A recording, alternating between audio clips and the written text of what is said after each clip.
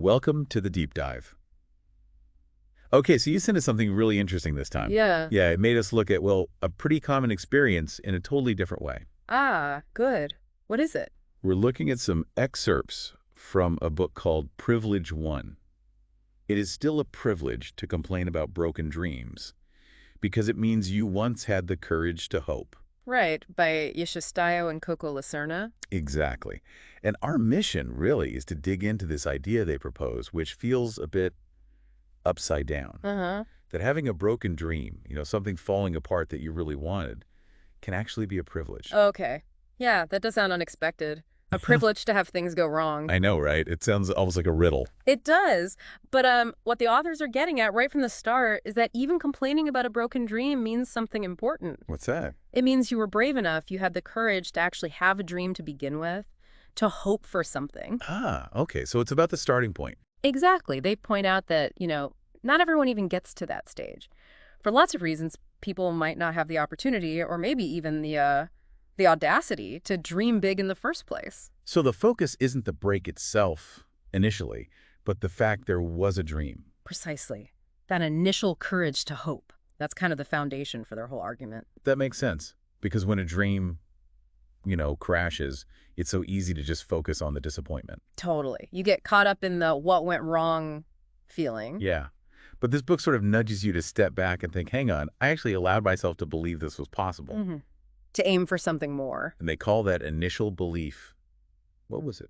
A gift. Yeah, a gift. It really does flip the script, doesn't it? Mm-hmm. From just the negative outcome to thinking about the positive act of even trying, the bravery involved. And if you zoom out a bit, what they're really highlighting is that the capacity itself, the ability to imagine a different future, wanting something beyond what you have right now. Yeah. That's not universally shared. Right. Not everyone have that luxury, maybe. That's kind of what they're suggesting. If you've had a dream, even one that didn't work out, it suggests you had some level of opportunity, maybe a belief in your own agency. Agency. Yeah. Like you felt you could actually do something. Yeah.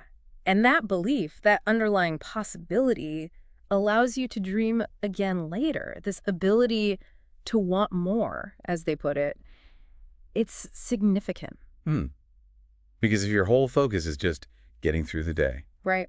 If it's just survival, the mental space, the emotional energy for dreaming might be really, really limited. So it's not just about making up a fantasy. It's maybe tied to resources or even just the social environment allowing you to think bigger. That seems to be part of it. Yeah.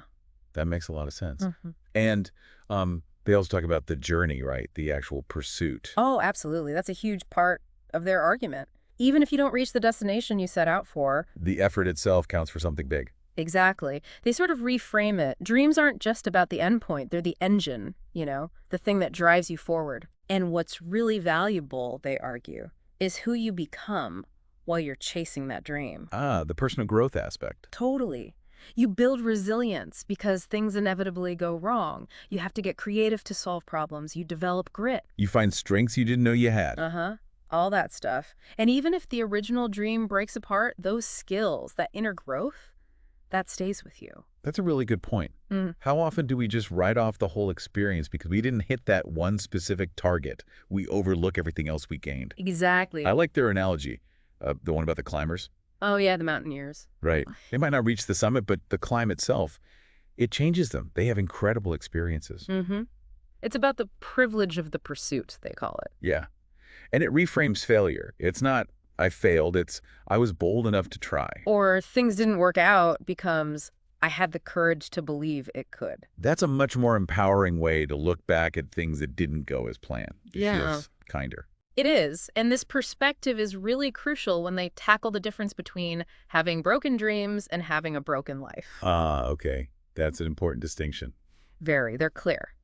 A shattered dream doesn't automatically mean your whole existence is ruined. No. The real tragedy, in their view, is when someone gives up on dreaming altogether, when they lose that capacity to hope. So connecting back to their idea of privilege. Right. As long as you're alive, as long as you're breathing, you still possess what they call the privilege of hope. The potential is still there. Exactly. The door isn't completely closed. That's a really vital distinction. It Yep. stops you from letting one collapsed vision destroy your ability to imagine anything positive in the future. Mm-hmm. They use that image of a child learning to walk, don't they? Yeah, the toddler falling down. Right. Those tumbles are just part of the process. Yeah. Expected, even. The kid doesn't just give up and decide walking isn't for them. Huh? No, thankfully. Maybe we need to give ourselves that same kind of grace when our big plans stumble. Permission to get back up. Absolutely.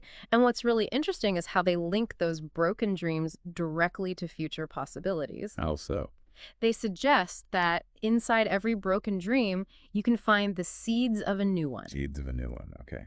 The privilege here, they stress, isn't some guarantee that the next one will work out perfectly. Right, it's not about guaranteed success. No, it's about the opportunity to try again, the chance and maybe the willingness to start fresh. The attempt itself is the privilege. Yes. And they point to history, right?